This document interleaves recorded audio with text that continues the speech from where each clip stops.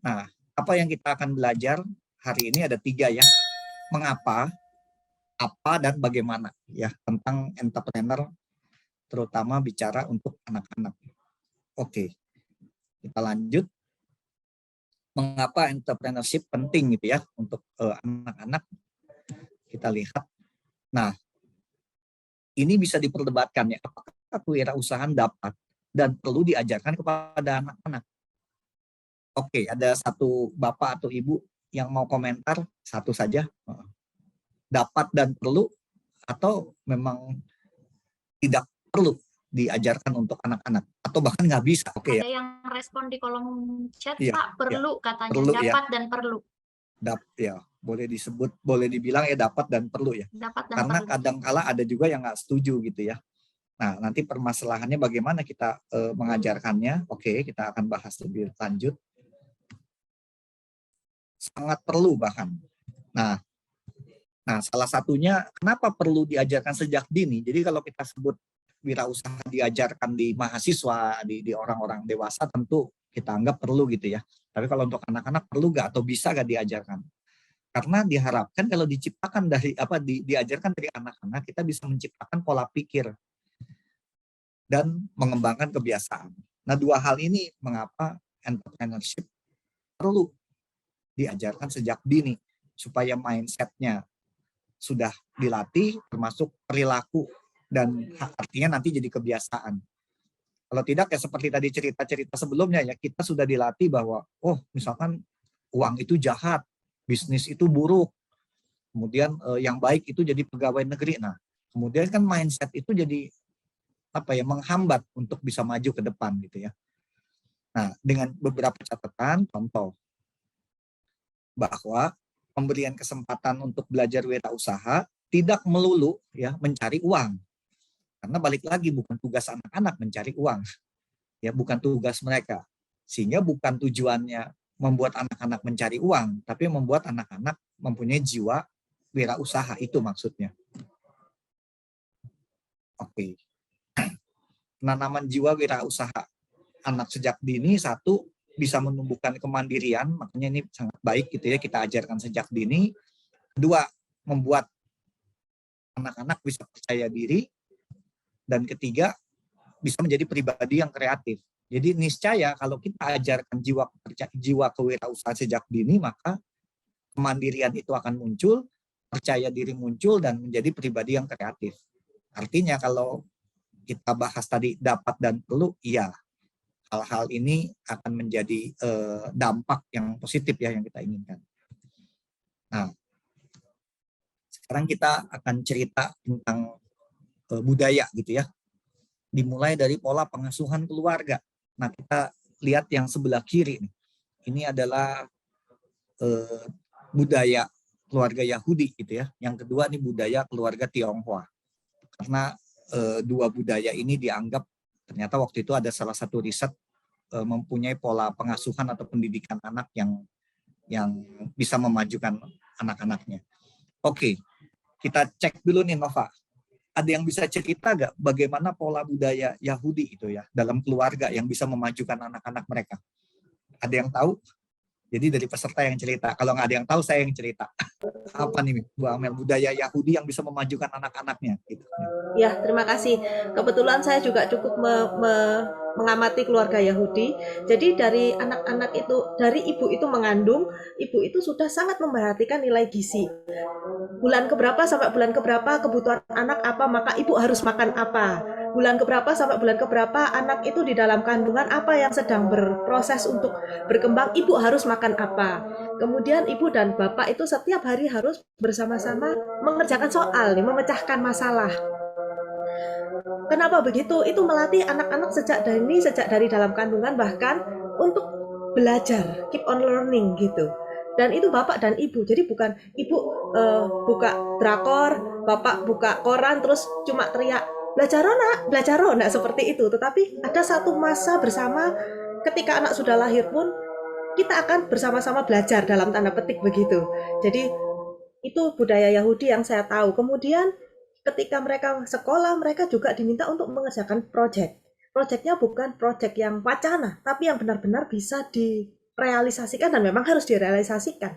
Itu penentu penilaian di sana. Jadi benar-benar proyek ini diaplikasikan dan berhasil, dan itu akan, kalau gagal pun kegagalannya di sebelah mana ada analisanya.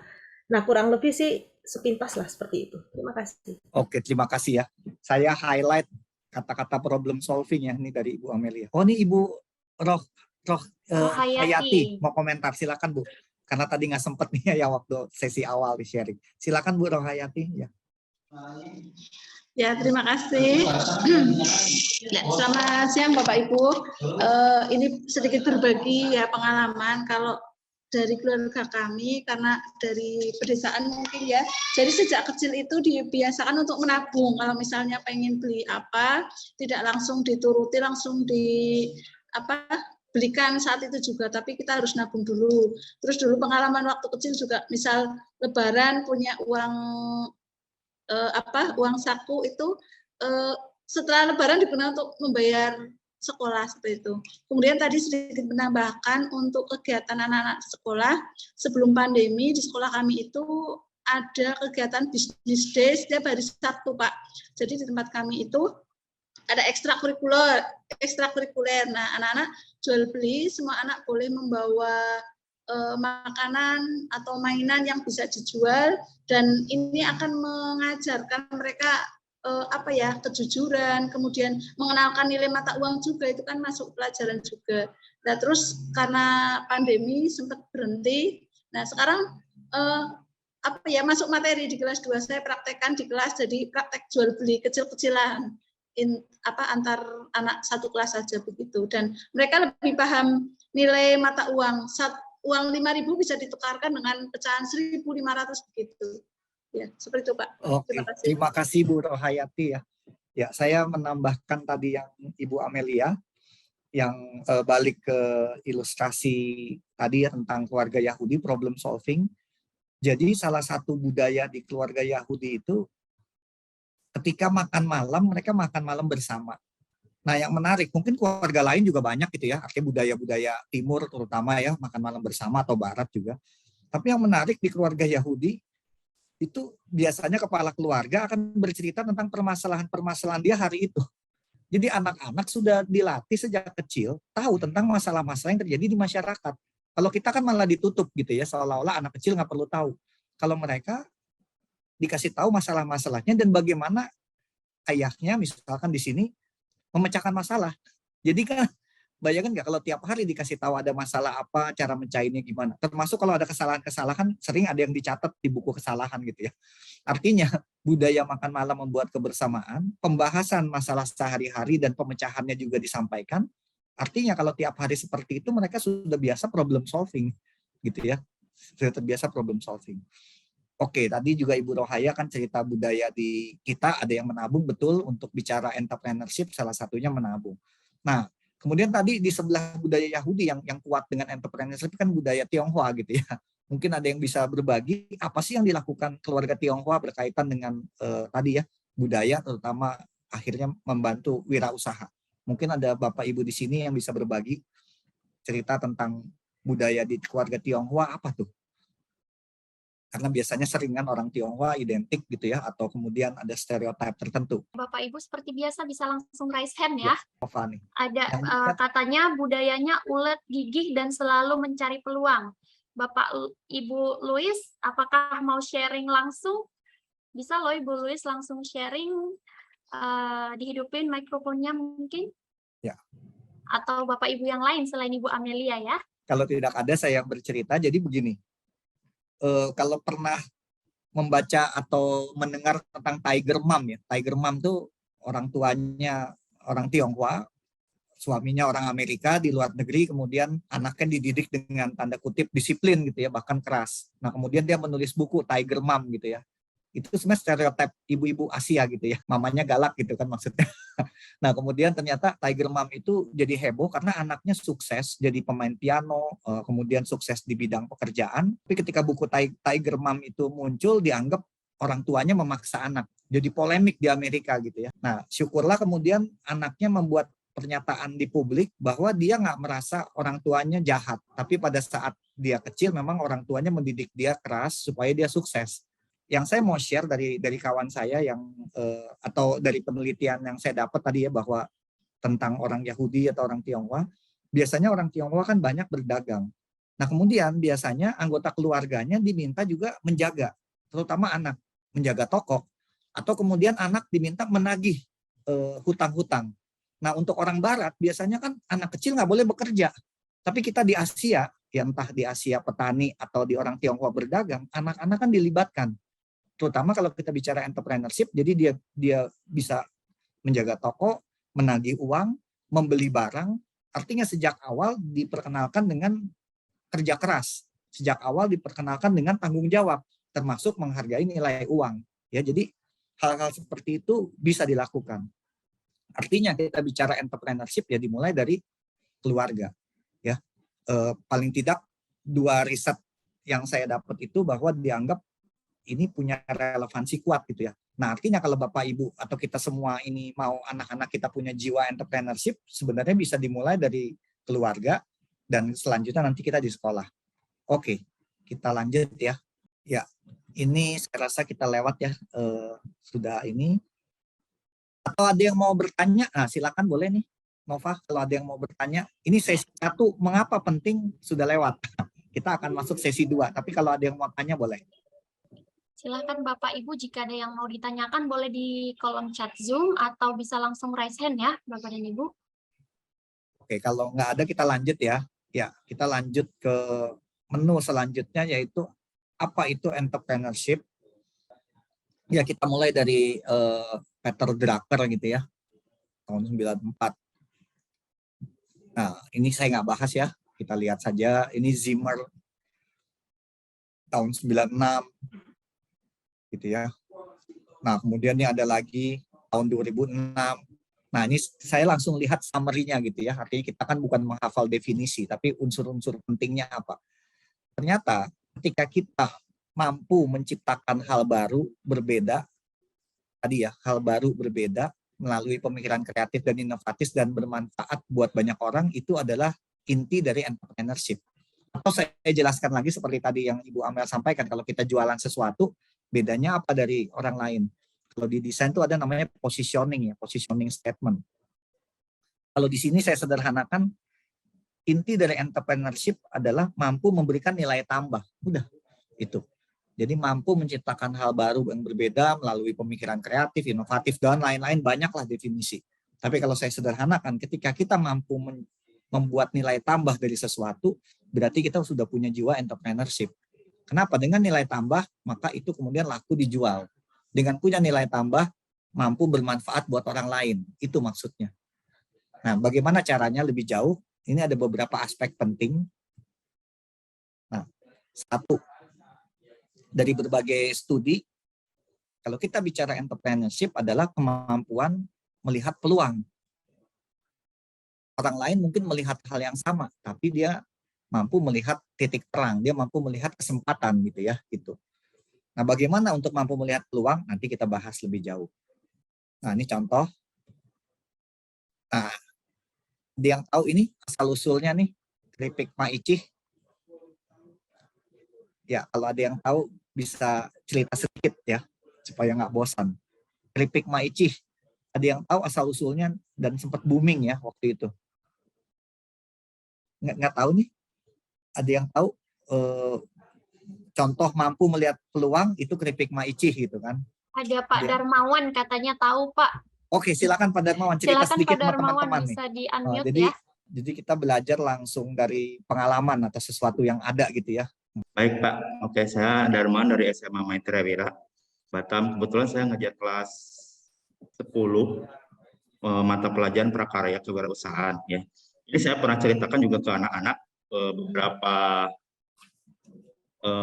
beberapa bulan yang lalu ketika pelajaran prakarya kewirausahaan tentang Maici juga. Ini adalah mungkin unik ini ya. Ini Maici ini mungkin sangat arifan lokal banget gitu ya Pak ya. Jadi produk-produk dari, mungkin kalau nggak salah produk dari Bandung juga. Ya, dari Bandung, Pak. Betul, dari Ya, Bandung. betul. Terus di situ memanfaatkan peluangnya, karena peluang di sini artinya mungkin produknya sama, tapi di situ ada yang namanya value proposition, artinya di situ ada keunikan atau keunggulan dari produk tersebut, di mana produk tersebut mungkin satu varian, tapi di situ ada tingkat kelevelan yang pedas, tingkat kepedasan ya. Nah, dari tingkat kepedasan itu saya ceritakan ke anak-anak bahwa tingkat pasarnya nanti akan berbeda-beda. Pasar atau target audiensnya akan berbeda-beda ketika produk itu dipasarkan. Mungkin ada yang suka level yang pedas, ada level yang sangat pedas, atau yang mungkin yang nggak suka pedas. Jadi tingkat pasarnya, audiensnya akan lebih luas ya ketimbang mungkin hanya satu produk aja. Itu yang saya pernah ceritakan ke anak-anak. Tapi mungkin dari segi sejarah dari keripiknya itu mungkin saya sedikitnya ada itu panjang sekali ya kalau diceritakan mungkin ya. Tapi kalau nggak salah, jadi saya menangkapnya bahwa peluang dari satu produk itu bisa dijadikan sangat luas untuk target audiens. Kalau nggak salah seperti itu ya mungkin Pak. Oke, Terima kasih ya Pak Darmawan. Jadi saya tambahkan sedikit kenapa saya angkat. Karena seperti Pak Darmawan sampaikan, untuk level pedas 1, 2, 3 itu pelopornya Maichi gitu ya. Jadi yang saya mau sampaikan gini, ketika kita bicara melihat peluang, ternyata Maichi dia menggunakan metode kreatif. Metode kreatif itu adalah menggabungkan kombinasi ya, melihat sudut pandang beda, menggabungkan kombinasi, itu metode kreatif. Contohnya apa dia lihat peluang? Orang Indonesia suka kerupuk atau orang Indonesia suka keripik. Itu kan biasa, kita juga tahu gitu kan. Kemudian dia menggabungkan orang Indonesia suka pedas. Kita juga tahu orang Indonesia suka pedas. Tapi kan orang yang sanggup melihat peluang bisa menciptakan satu value sendiri, yaitu apa? Keripik dicampur pedas. Nah kemudian keripik pedas juga sudah ada. Dimulai lagi sama dia. Saya bikin yang levelnya beda-beda. Nah kemudian itu booming banget. Yang tadinya orang Indonesia suka keripik, orang Indonesia suka pedas. Kemudian dibuat sesuatu yang baru, yaitu keripik pedas dengan level yang beda. Dan dia nggak pakai promosi macam-macam. Waktu itu pakai Twitter dan medsos, atau booming gitu ya. Dan sesudah itu ditiru. Akhirnya apa sekarang? Ada jual ayam geprek lah, jual ini itu dengan level pedas beda. Itu sebenarnya dari pelopornya dia nih, karena udah hampir 10 tahunan lah gitu ya. Jadi dia melihat peluang Indonesia suka makan apa, cita rasanya seperti apa, dan unsur kebaruannya dibuat leveling. Ya, dan dibuat leveling itu ternyata mengena di masyarakat. Dan bahkan waktu itu booming nggak? Kalau sekarang udah banyak peniru-penirunya. Yang unik itu kan yang pertama bikin nih gitu ya, seperti itu. Oke, terima kasih ya Pak Darmawan. Sekarang kita lanjut lagi. Ini ada satu lagi. Nah, teman-teman tahu konveksi ya, atau distro di Bandung nih ya biasanya nih. Oke, kalau ini supaya menyingkat waktu langsung dari saya saja. Kebetulan pelopor distro di Bandung gitu ya, itu waktu itu dari ITB, mahasiswa produk gitu ya. Jadi saya nggak kenal langsung, tapi kawan saya kenal karena kami sama-sama seni rupa. Artinya dia suka surfing, suka ke pantai di Pangandaran. Kemudian dia buat kaos sendiri. Nah, ujung-ujungnya dia melihat peluang bahwa kaos itu banyak dibeli turis-turis atau komunitas-komunitas surfing. Yang awalnya hobi, dia lihat peluang bisa dijual, kemudian ujungnya muncullah bisnis distro gitu ya di Bandung. Ya ini kan kaos-kaos yang dicetak terbatas. Kemudian punya komunitas-komunitas yang setia untuk membeli kaos-kaos seperti ini. Kemudian muncul di Bandung, muncul di Jogja. Artinya dari kebetulan muncul peluang, dikerjakan, ada produk-produk inovatif gitu ya. Dan kemudian jadi booming juga. Oke, kita lanjut. Nah, tadi melihat peluang. Kedua, kita bicara adalah keberanian. Tidak bisa tidak, bicara entrepreneur adalah berani. Mengambil resiko terukur, udah itu kata kuncinya. Berani mengambil resiko terukur, karena kalau tidak terukur berarti nekat, gegabah. Tapi kalau nggak berani ambil resiko, nggak akan mulai, nggak akan pernah berhasil gitu ya. Nah ini cirinya. Ya berani mengambil resiko, berani keluar zona nyaman, berani mengikuti visi gitu ya. Karena kalau dia nggak punya visi kan kita nggak tahu arahnya kemana. Ya jadi aspek kedua bicara entrepreneur, keberanian. Kita langsung juga, nah, studi kasus ya. Kita lihat di sini Gojek sekarang sudah booming, tapi sebelumnya ini nggak mudah gitu ya. Karena ketika belum ada, menjelaskannya kan susah. Sebelumnya Gojek adalah call center, kantornya kecil. Tapi ketika ada angel investor gitu ya, kalau sekarang kan angel investor atau ada investor yang tertarik bantu, jadi besar. Sekarang kita lihat udah besar ya, tapi waktu kecilnya kan sulit gitu ya. Atau kemudian kalau kita lihat di atas tuh ada Aqua ya. Jadi ini waktu saya SMP dulu, Aqua pertama kali muncul itu diledekin gitu ya. Orang bingung gitu. Kok di Indonesia jual air putih, padahal air putih gratis, tinggal masak. Tapi ternyata waktu itu kan awalnya Aqua buat orang asing. Dia jual lebih mahal karena orang asing suka sakit perut gitu ya. Kalau minum di Indonesia kadang sakit perut, nggak bersih. Orang itu sering keluar negeri. Dia buatlah buat kantor-kantor, terutama yang ekspatriat. Tapi lama-lama karena berkualitas, meskipun berbayar, akhirnya orang beli. Dan semakin banyak yang beli, harga jadi semakin murah. Akhirnya sekarang untuk rumah tangga. Artinya berani mulai, berani nyoba, berani bertindak ya seperti itu. Nah yang ketiga, sesudah melihat peluang, punya keberanian, di sini maksudnya orang ini punya kemampuan merealisasikan gitu ya. Orang ini mau terus belajar dan mampu merealisasikan.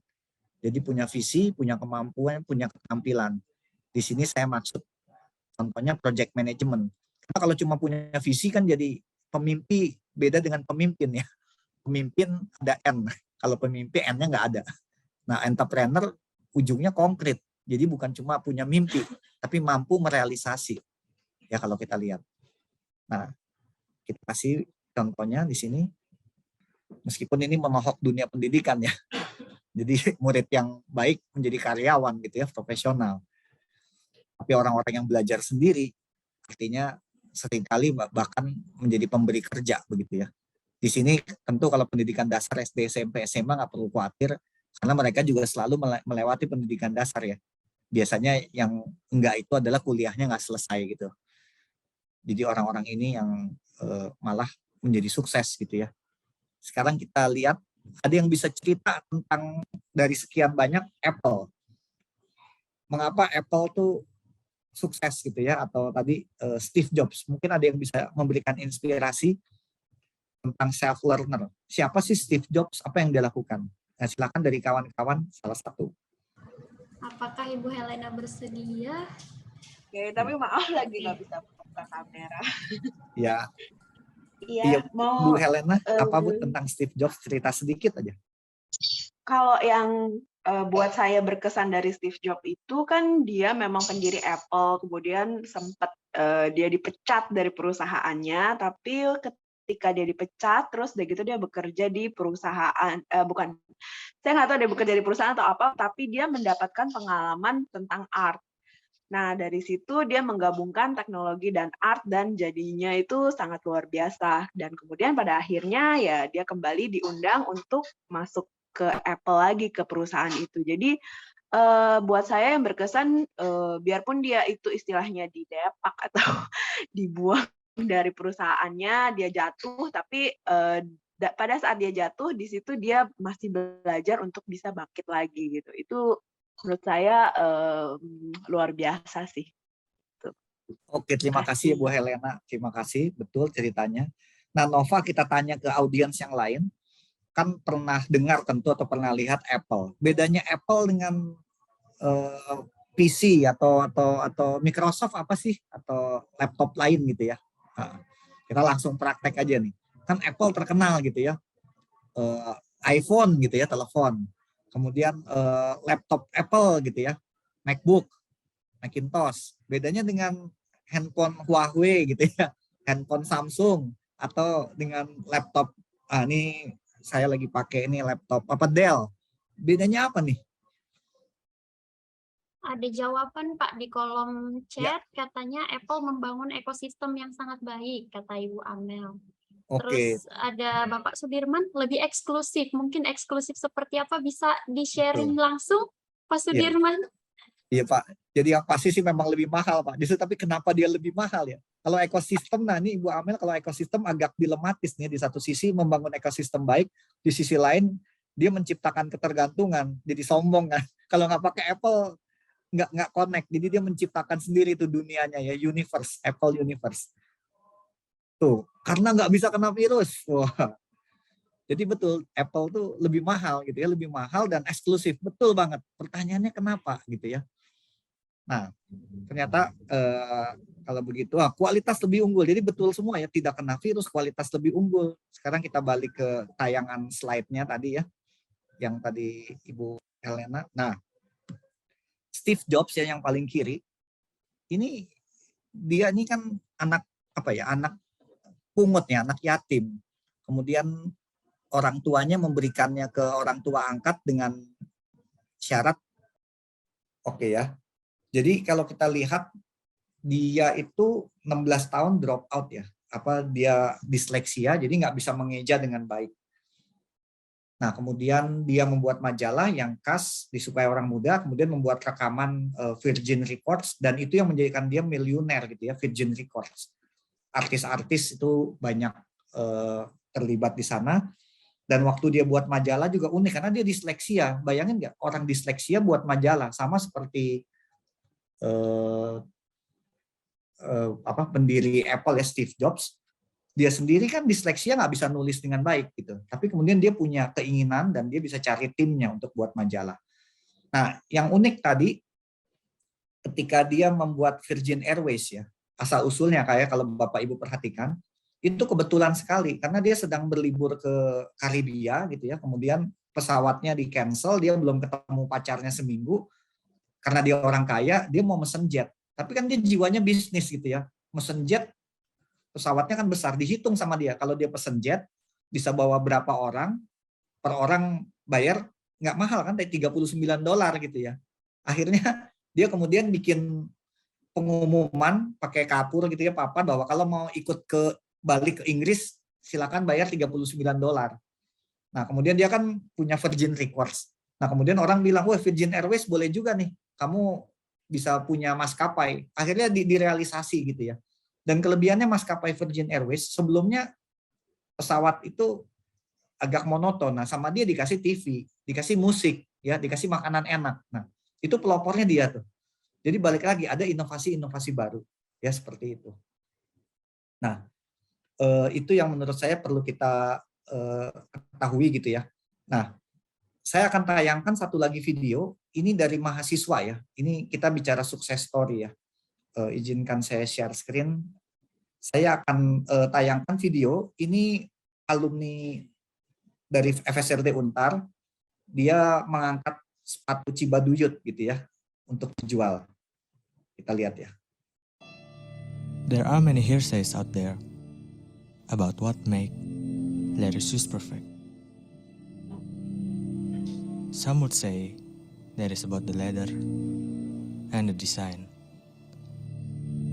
while others say that is about the combination of functionality and luxurious look. Despite what other people say, we believe that there is only one answer to the perfect leather shoes. And the journey to find that answer is what brings us here today on Kickstarter to request for your help to bring this project into reality. Orca Leathercraft.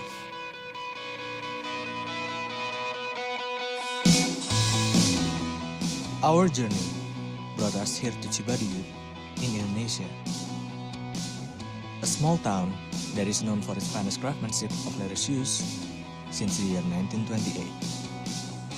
This is us, a small team that is dedicated to create an over-the-top quality leather shoes that is affordable for a guy like you and me. We work together with Mr. Sudirman and his craftsmen because of their expertise in making leather shoes for almost 50 years now.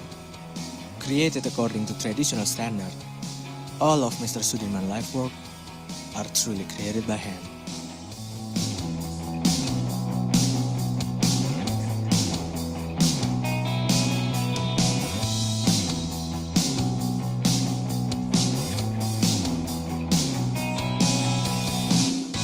We decide to choose the hardest way possible of making our footwear because of our belief in traditional shoemaking, best practice, best material, and best quality.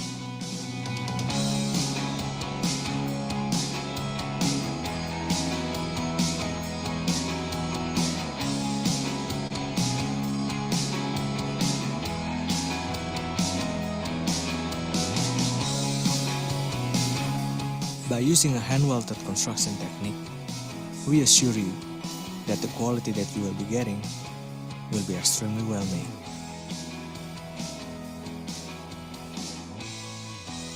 Using 3 kinds of leather to build our footwear, we compromise at nothing to bring you an excellent product that will last years to come and to look as good decades later as it did the day it was first worn.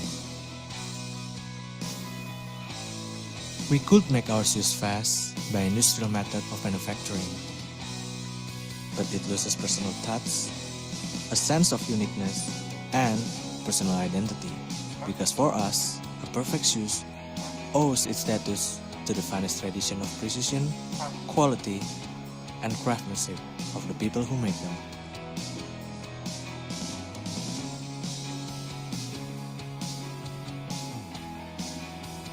With less than $200 US, what you will be getting is a truly handcrafted shoes that is durable, versatile, impervious to water, and last but not least, are comfortable. Shoes tell so much information about man's personal style. It is in your choice of shoes that you can make sure you stand out from the rest of the crowd. And for a true shoe lover, that is almost beyond price. Oke, ya Nova, ada yang komentar tadi lihat ini Orca ini shoe sepatu Orca. Sejauh ini belum ada, Pak Kurnia. Mungkin Bapak Ibu jika ada komentar atau pertanyaan gitu ya, bisa langsung ditulis di kolom chat. Ya. Atau kita ini nih Nova, kita tanya ya. Kalau belum ada komentar, izin bertanya mungkin nih ada Bapak Ibu. Nah, yang di saya nih adanya Ibu Mardiah nih yang di depan saya. Apa nih Bu komentarnya Bu tadi Bu? Lihat itu. Atau saya tanya ya Bu, menurut Ibu mereka jual sepatu ya, angkat sepatu di Bandung dalam sebulan itu dapat berapa nih Bu? Jadi informasinya begini, ini ada 3 anak muda alumni sekolah, alumni kampus lah gitu ya. Ngobrol-ngobrol akhirnya mereka bilang, wah mereka mau punya project nih, angkat sepatu di Bandung, Cibaduyut ya kan udah terkenal di kita Cibaduyut, cuma mereka mau go internasional gitu ya. Bedanya itu, Cibaduyutnya udah ada, tapi ini mau go internasional. Mereka kemudian pakai namanya aplikasi Kickstarter. Kickstarter tuh aplikasi crowdsourcing, pengumpulan dana.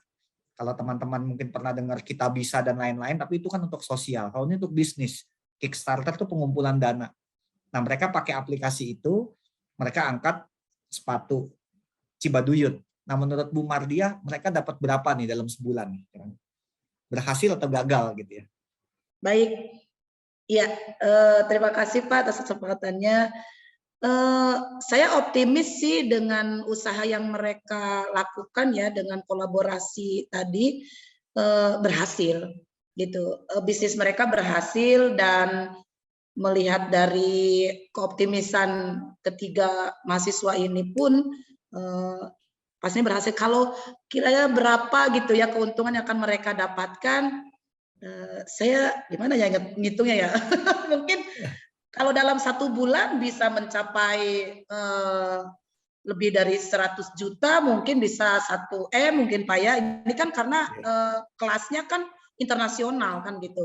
Dan satu hal Pak Kurnia yang saya perhatikan dari video tadi, artinya balik lagi kepada tadi seperti yang di benak saya pertanyakan kepada Pak Kurnia, akhirnya makin makin ada titik terang lah gitu untuk kami pun nanti untuk membangun SM, artinya intinya ke kolaborasi lagi gitu.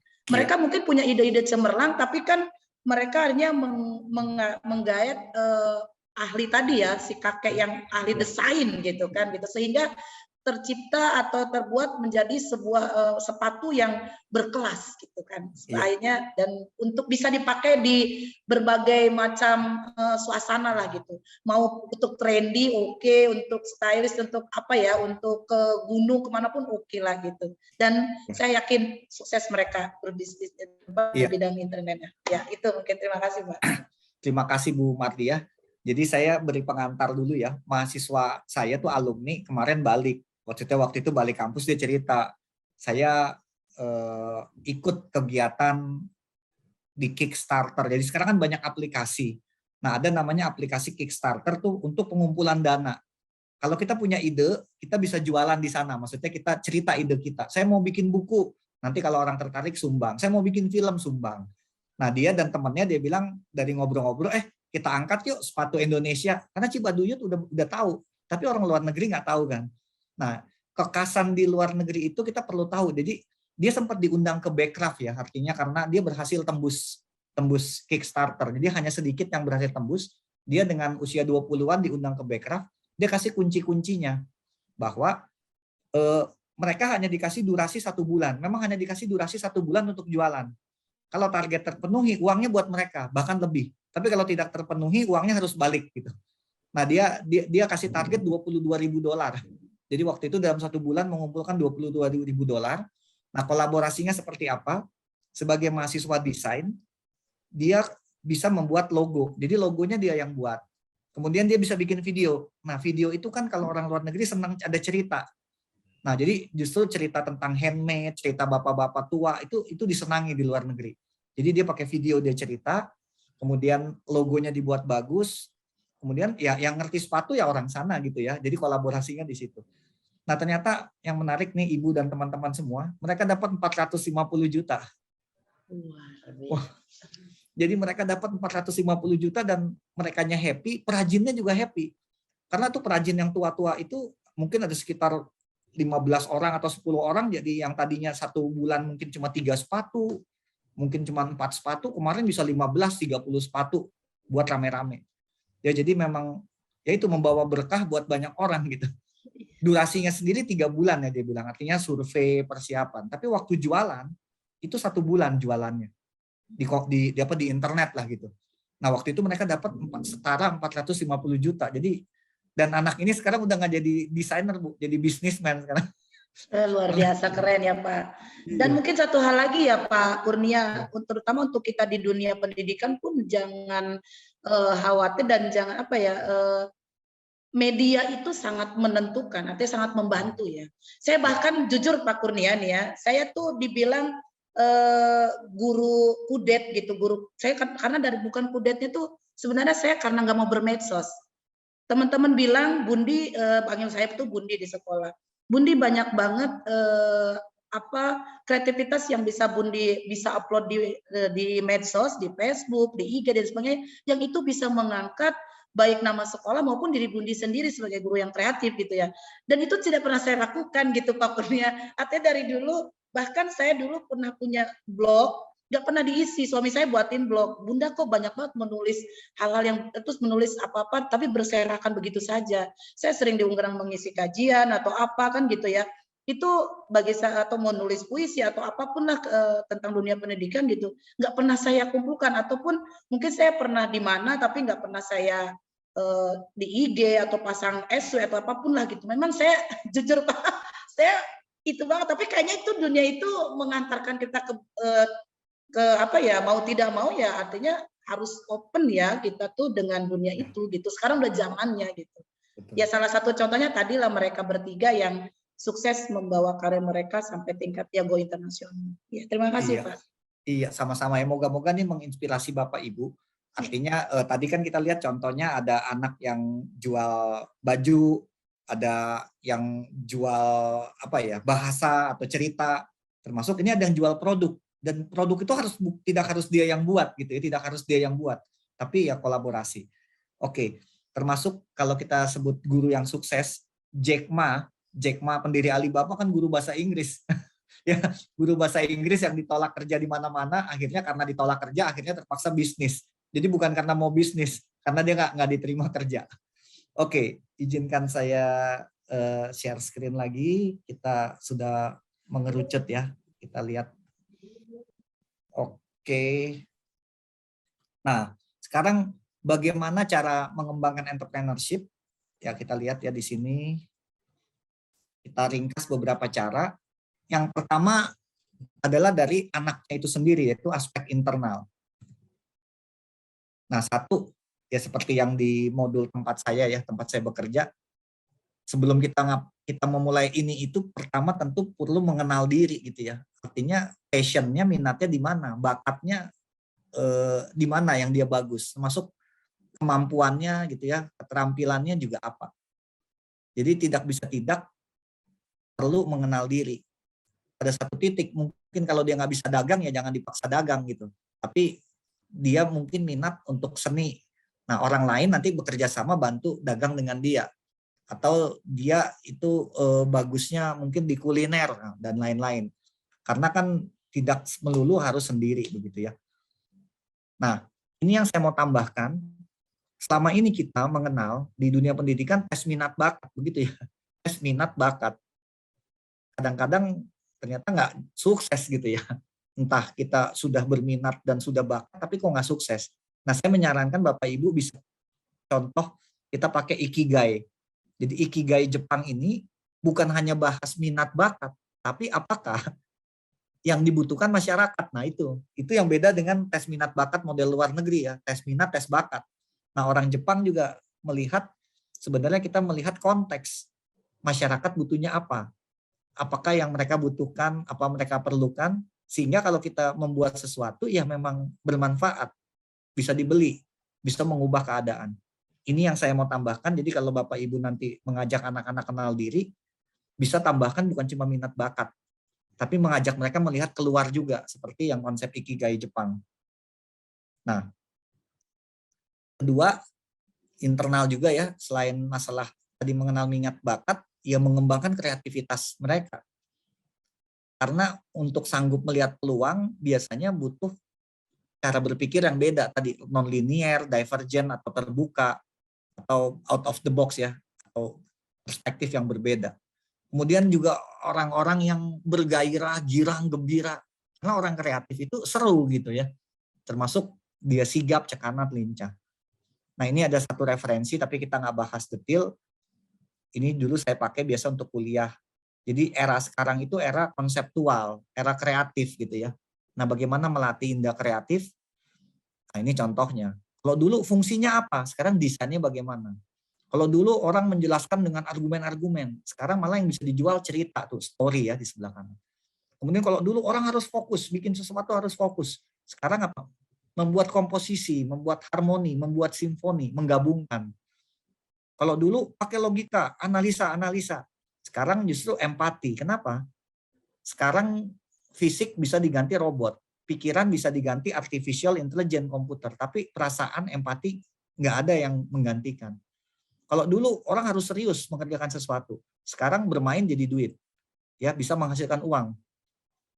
Anak saya bermain di internet, ada satu tokoh PewDiePie ya, saya nggak kenal, tapi saya tahu dari anak saya yang SD.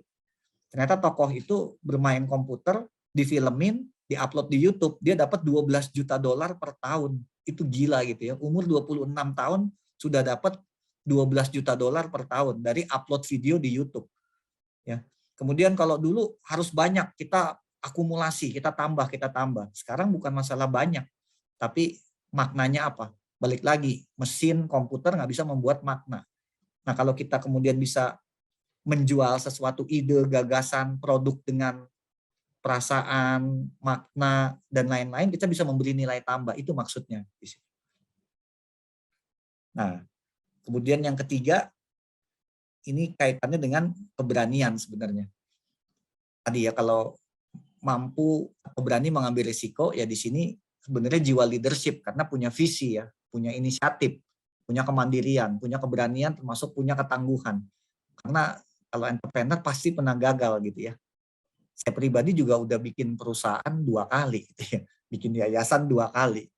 Berhasil nggak ya? Ada yang gagal juga. Jadi ya biasa akhirnya. Karena dari penelitian di Harvard, untuk menjadi entrepreneur sukses paling tidak kurvanya itu pasti naik turun 3-5 kali. Jadi kalau memang belum pernah gagal, jangan-jangan memang belum pernah memulai gitu kan. Tapi kalau kemudian sudah memulai gagal 1-2 kali mah biasa, karena biasa yang sukses saja bahkan 3-5 kali. Ya. Nah, ini unsur-unsur leadership secara umum banyak hal lah ya. Ya termasuk berani. Jadi tadi dari segala macam kepemimpinan saya buat perlu orang yang mandiri, berani dan tangguh. Nah ini yang tadi ditanya Pak Tarni, ini ya Pak Tarjani, bagaimana di suasana sekolah? Nah, kalau tadi kan dari anaknya kita perlu kembangkan. Nah, sekarang dari kitanya, yaitu orang tua dan sekolah. Satu, menciptakan lingkungan yang kondusif. Tidak bisa tidak ini kita perlu lakukan. Karena anak itu kan masih taraf belajar. Satu, keluarganya sendiri tadi membuat budaya yang baik. Kemudian tadi kurikulum di sekolah, ya dirancang untuk mendukung itu. Para pengajar bisa menjadi model. Para pengajar punya pengalaman, pemahaman, pengetahuan. Ataupun kalau dia bukan di kurikulum, ada program atau kegiatan yang mendukung. Ya artinya ya tugas kita di keluarga atau di sekolah ya ini menciptakan hal ini. Nah ini contoh, kalau nanti Bapak Ibu bisa cek link YouTube-nya, bagaimana anak di Finlandia kan jadi rujukannya banyak. Ternyata bukan cuma belajar, mereka juga kemudian bekerja di kantin sekolah. Jadi bekerja di kantin sekolah, belajar tentang uang, menjual, ya bertransaksi. Ini ada link YouTube-nya, nanti bisa dilihat. Ya. Oke, ada yang mau bertanya sebelum kita summary? Ini tadi ada satu pertanyaan Pak di kolom komentar, di Ya. kolom chat dari Ibu Miniara. Pak, Ya. maaf, selain dengan mendatangkan orang sukses, apakah ada langkah lain yang harus diberikan sekolah untuk menumbuhkan jiwa kewirausahaan khususnya anak sekolah dasar? Oke, jawabannya nanti pas di summary sekalian ya. Ada nanti. Ada lagi, satu lagi, cukup. Ada lagi dari Ibu Rohayati. Mohon Ya. maaf Pak, selain sebagai pendidik, kita juga ingin sambil berbisnis. Namun masalahnya ini kadang menyita waktu. Misalnya maksudnya membuat status di jam kerja. Maka ini jadi tidak profesional dan seperti korupsi waktu, katanya. Ya. Oke, nah ini sebenarnya ya menurut saya nih ya Bapak Ibu, mohon maaf, setahu saya kita kalau pendidik memang waktunya agak fleksibel gitu ya. Contoh di Finlandia itu ada profesi, di Finlandia pendidik itu salah satu profesi favorit di Finlandia. Selain karena pendidikannya juga bagus gitu ya, ternyata profesi favorit, maka juga mungkin bisa maju ya karena orang-orang yang masuk penuh passion. Mohon maaf, di Indonesia mungkin jangan-jangan kualitas kita kurang karena pendidiknya juga belum tentu dengan kualitas satu. Nah, kenapa favorit? Salah satunya karena pendidik itu flexi time. Kita kan nggak 9 to 5 gitu ya, seperti kerja kantor. Apalagi kalau dosen ada tridharma, boleh pengabdian, boleh penelitian. Kalau guru saya nggak tahu, tapi yang pasti setahu saya sih guru juga tidak 9 sampai jam 5. Jadi sebenarnya malah lebih banyak waktu luang. Nah ini kalau Nova yang di Mentari, jam kantor ya. Nah jadi menurut saya kalau itu jadi kendala, ya istilahnya kalau jiwa entrepreneur, kita melihat bagaimana menyiasati kendala itu sih. Artinya, Bapak Ibu, kalau memang bisnis, ya jangan bisnis yang jaga toko gitu, Bapak Ibu. Maksudnya kalau jaga toko berarti kan di 2 tempat. Tapi mungkin Bapak Ibu, sebagai pendidik kan biasanya punya kemampuan konseptual yang baik. Bikin konsep, kerjasama, tadi ya, ada yang jaga toko, tapi Ibu kasih modal atau kasih ide, mungkin seperti itu, Bapak Ibu.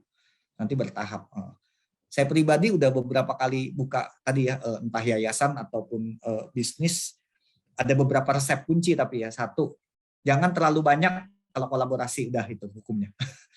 Jadi sendiri susah, berdua lebih baik, bertiga lebih baik lagi, karena kalau berdua nanti kalau debat-debat susah, tapi kalau bertiga atau berlima bisa.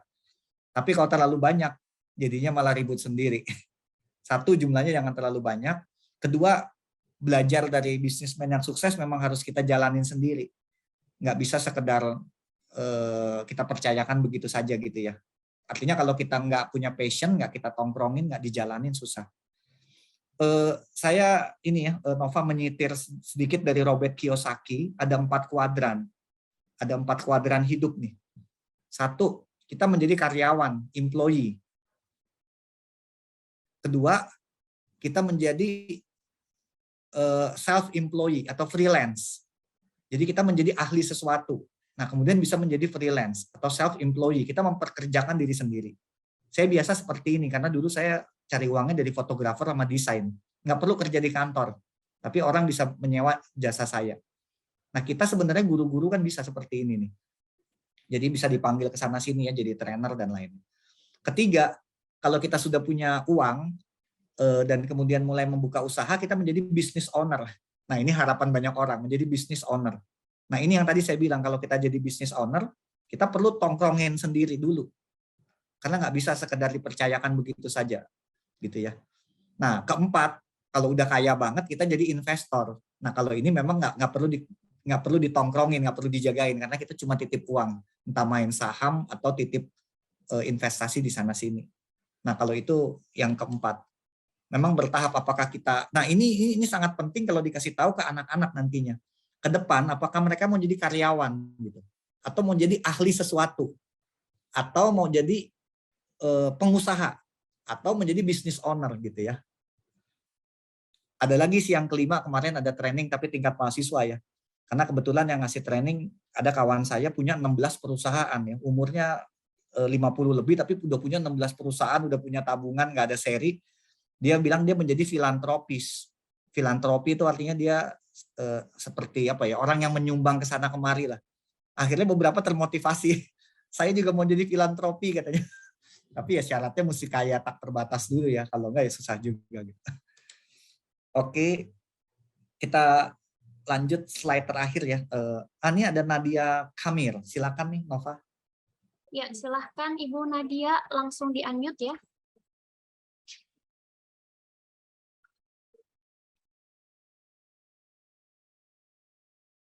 Sepertinya tidak jadi, Pak Kurnia. Oke, kalau begitu izinkan saya slide terakhir sekaligus menjawab beberapa pertanyaan ya.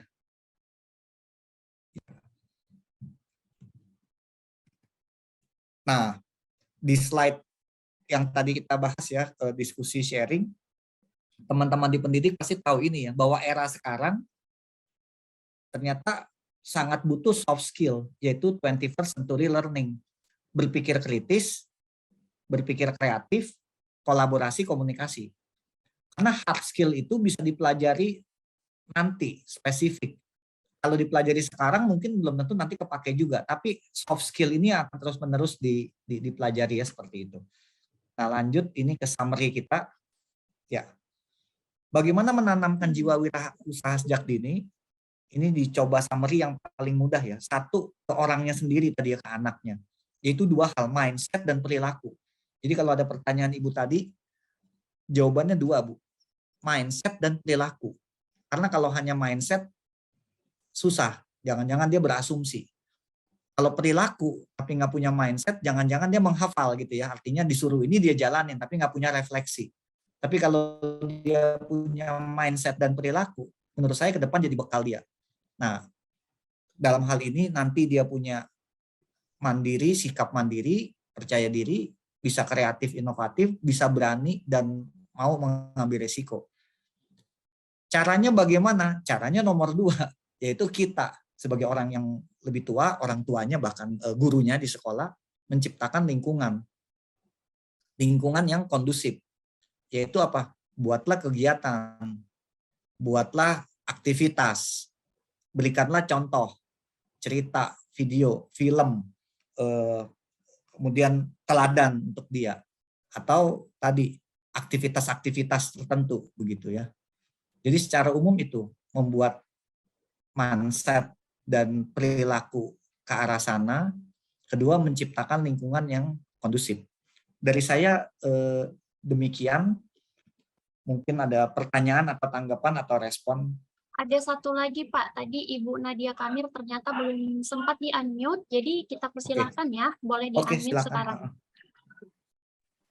Ya, halo, selamat sore Pak dan semuanya.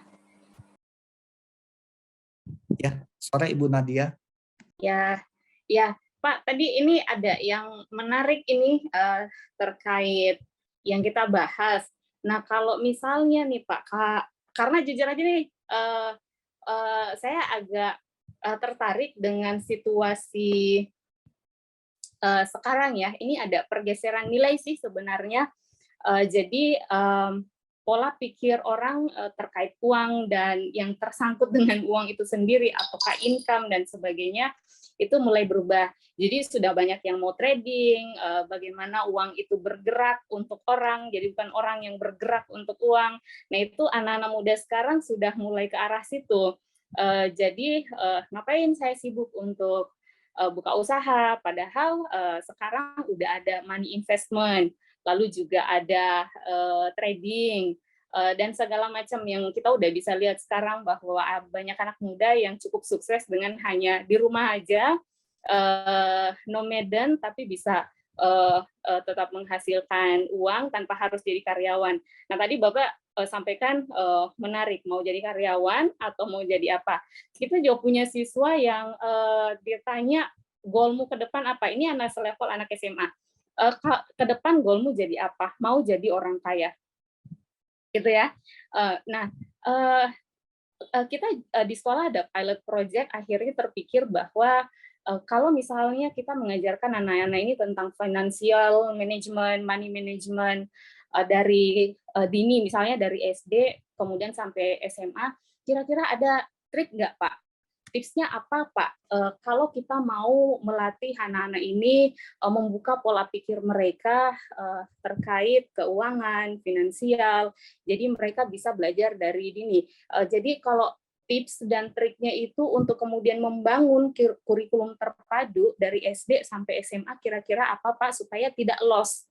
Artinya dari SD yang duluan apa dulu nih, kemudian masuk ke tingkat remaja apalagi nih yang perlu diperkenalkan, sehingga ketika mereka mulai semakin dewasa, kemampuan atau literasi mereka tentang pebisnis, wirausaha, keuangan, mereka jadi bisa lebih dewasa, lebih paham dan tahu harus bagaimana, dan tidak bertumpu pada saya harus jadi karyawan nantinya atau mungkin jadi PNS barangkali. Mereka bisa menciptakan peluangnya mereka sendiri seiring dengan waktu, tetapi mereka ada akar yang sudah mereka dapat dari mereka dini, baik itu disupport dari sekolah, tempat mereka belajar maupun dari rumah. Mungkin itu saja Pak, terima kasih banyak. Iya, ini ada Pak Juan, tapi saya ini dulu ya jawab Ibu Nadia. Jadi untuk Ibu Nadia dan semua, dengan berat hati saya bicara dulu kenapa tadi bicara di kesimpulan tuh mindset ya. Jadi penghambat utama kita bicara wirausaha menurut saya justru agama, keluarga, sekolah gitu Bapak Ibu. Saya juga ngalami soalnya gitu kan. Ya gak di agama apapun seringkali kan seolah-olah jangan bahas uang gitu kan istilahnya. Atau di budaya dalam artian keluarga tertentu juga kan, yang bagus mah jadi guru misalkan, atau tadi jadi PNS. Kalau bisnis mah berbohong, menipu. Jadi itu balik lagi ya, di agama, di keluarga, di budaya seringkali menjauhkan dari isu uang. Nah, cuma saya concern dengan yang tadi Ibu Nadia sampaikan karena ini terjadi di kampus saya juga. Waktu entrepreneurship dikembangkan, beberapa fakultas menolak sebenarnya atau tidak nyaman. Masa pengacara bicara bisnis, masa dokter bicara bisnis? Nah, kita ketemu titik temu bahwa entrepreneur tidak melulu harus dagang langsung, gitu maksudnya uang. Itu yang jadi titik temu kita, yaitu memberi nilai tambah dan manfaat buat masyarakat. Karena ada social entrepreneur dan lainnya. Jadi Bu Nadia dan Ibu Bapak Ibu semua, menurut saya fondasinya pertama jangan uang, Bu. Jangan trading. Nanti kita juga salah membeli arah kan. Ya gak? Jadi kita mendidik orang untuk mencari uang, tanda kutip, bahkan mungkin menghalalkan cara tertentu, ntar kita keliru. Fondasi pertama adalah value, Bu. Nilai. Bahwa ternyata seperti disampaikan di awal sesi kita, entrepreneur itu, kemandirian itu membawa bangsa lebih maju. Kemandirian itu membuat bangsa lebih sejahtera, termasuk keluarga lebih sejahtera. Nah, untuk itu kita perlu tahu cara-cara berdagang, cara menghasilkan uang, atau membuat perubahan yang baik. Nah, jiwa entrepreneur itu perlu dipupuk sejak dini. Mungkin itu ya, punya tujuan yang mulia, punya nilai-nilai yang diperjuangkan, baru masuk entrepreneurnya. Kalau tidak nanti shortcut gitu ya, cuma sekedar mencari uang. Itu Bu. Nah itu bisa dibuat berkesinambungan dari SD, SMP, SMA, bisa jadi waktu SD cukup spiritnya. Misalkan SMP dia sudah creating something, SMA sudah membuat misalkan di masyarakat misalnya begitu, itu bisa dibuat gradasinya gitu ya. Ini sudah jam 4 Nova, cuma izin tambahan ya kalau nggak kasihan ini. Baik Pak, kita kasih satu kesempatan ke Pak Juan ya. Ya, silakan Pak Juan. Masih mute Pak Masih Juan. di mute Pak Juan. Iya, Iya, tes suara saya masuk. masuk Pak, masuk. Oh iya. Oke, terima kasih. Selamat sore. Sebelumnya saya Juan dari SDY Sudarso Batam. Sebelumnya ada poin yang menarik terkait trading yang pertama, lalu yang kedua terkait mengapa sih banyak orang yang miss tentang entrepreneurship itu melulu tentang uang. Saya hanya ingin bertanya saja secara singkat, apakah trading itu termasuk entrepreneur atau bukan? Karena dari pandangan saya itu termasuk bukan entrepreneurship, karena tidak ada kreativitas di situ. Orang yang ikut trading hanya sebagai follower saja, follower dari sistem. Dan saya ingin tanggapan dari Bapak, apakah trading itu termasuk entrepreneur seperti itu? Toh ternyata outputnya juga bukti-buktinya orang nomor satu terkaya bukan orang yang melakukan trading sampai saat ini, seperti itu. Lalu untuk yang kedua tentang misleading atau apalah itu namanya, yang orang-orang salah tangkap tentang entrepreneurship, mungkin karena ini Pak, menurut saya banyak contoh-contoh cara menumbuhkan jiwa entrepreneurship dengan video-video orang-orang yang sudah sukses atau yang sudah kaya seperti itu. Mengapa kita tidak mencoba untuk memberikan teladan kepada anak-anak murid kita atau siswa? Oh ya, saya sebagai guru juga di sini. Kenapa tidak kita teladankan tukang gorengan pinggir jalan misalnya? Itu juga tidak bisa kita remehkan juga, bagaimana dia mendesain gerobaknya dengan warna yang sedemikian unik seperti itu, lalu ada tulisan-tulisan uniknya seperti itu, yang juga menarik pelanggan seperti itu, yang memberikannya warna berbeda. Mungkin barang yang dijualnya sama dari luar, namun rasa bumbu ada inovasi di situ. Seperti itu. Terima kasih Pak. Silakan tanggapannya. Maaf menghambat. Iya. Ya, terima kasih Pak Juan. Ini pertanyaan Pak Juan ini ciri khas kita ya. Artinya saya juga nih pendidik gitu ya. Karena ada definisi, ada terminologi, ada analisa. Nah, cuma balik lagi Pak Juan, hati-hati nih ya. Ini saya kan juga pendidik, sering begitu. Hati-hati dengan permen otak nih, brain candy. Maksudnya permen otak kita di dunia pendidikan tadi kan butuh teori, butuh definisi, butuh kategori, kemudian termasuk analisa gitu ya. Nah, ini ternyata kalau di dalam praktek di dunia wirausaha, kadang-kala mereka nggak terlalu peduli ini, Pak. Jadi menurut saya, kalau tadi definisinya termasuk atau tidak, ini opini saya ya. Ya kalau opini saya sih termasuk, Pak. Karena artinya kalau bicara entrepreneur atau wirausaha dalam skup sempit kan bicara perdagangan menghasilkan uang. Justru cuma kita coba menupik lebih dalam ke jiwa entrepreneurnya, bagaimana membuat orang punya kreativitas, inovasi, bisa menghasilkan nilai tambah. Itu yang kita fokuskan di situ. Saya kasih contoh ya, cara pikirnya beda banget nih begini. Saya kemarin ini bersama kawan-kawan di yayasan tertentu, itu kita membuat kalender gitu, untuk cari dana. Saya berpikirnya sebagai orang desain bikin kalender. Nah ternyata yang orang bisnis kawan saya bilang, kita cari dana Kur dengan jual kalender. Nah saya menjual kalender sebagai kalender 50.000, 100.000. Dia menjual kalender apa? Desainnya sudah ada, dia mintain sponsor-sponsor. Akhirnya kita dapat 100 juta lebih. Yang tadinya cuma dapat 30 juta, tapi dengan minta sponsor-sponsor. Karena cara pikir orang bisnis gitu. Nah kedua, sama juga kita mau mengadakan bakti sosial, penanaman lingkungan hidup. Ternyata yang saya pikir kan menanam lingkungan hidup. Tapi dia bilang, bukan itu Kur. Karena isu lingkungan hidup itu menarik, orang akan mau jadi sponsor. Nah balik lagi, jadi cara pikirnya itu ternyata beda nih orang bisnis. Dia bilang, Kur kita mau cari dana. Ada cara-cara ya dengan cara yang halal ya, kita jualan kalender, lingkungan hidup. Tapi saya yang tadinya merasa bukan orang bisnis ya berpikirnya sebagai konten gitu ya. Nanam pohon ya nanam pohon, jual kalender ya jual kalender. Jadi balik lagi, ini yang kita perlu fleksibel nih ya, cara pandang.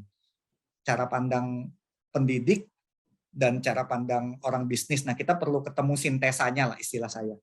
Kalau istilah lebih jauhnya ya seperti tadi dengan ibu yang lain tuh saya cerita, ke depan kalau kita mau rumuskan ini perlu kolaborasi. Nggak bisa hanya satu sudut pandang sih. Demikian Bapak Ibu semua. Oke, baik. Terima kasih Pak Kurnia untuk penjelasannya. Sebagai penutup, satu lagi Pak, ini sepertinya menarik sekali. Ada pertanyaan di kolom chat dari Bu Amelia berkata, Pak, saya tertarik dengan summary Bapak di poin berani, artinya tidak takut gagal. Nah, ini di sekolah kan anak-anak dididik untuk selalu berhasil. Bagaimana mengambil jalan tengahnya, Pak? Oke, ya tadi saya sempat baca. Terima kasih ada pertanyaan ini. Saya kebetulan kan pengajar di seni rupa desain kreativitas gitu ya tadi. Pembunuh yang sering kreativitas di sekolah dan penghambat kreativitas utama takut. Nah, ini punya relevansi lagi dengan kemudian tadi takut gagal. Padahal entrepreneur pasti pernah gagal. Jadi menurut saya Bapak Ibu kita di sekolah, kalau kita punya kewenangan jadi pimpinan, kita masukkan dalam kurikulum, masukkan dalam seminar gitu ya, atau kalau kita di sekolah, justru kita perlu mendorong anak kita berani memulai, berani menghadapi kegagalan. Tapi kalau selalu diminta berhasil, selalu diminta ikut aturan yang ada, selalu diminta kemudian tadi sempurna, nanti susah. Anak kita malah jadi karyawan yang baik gitu ya, atau malah jadi anak manis begitu saja.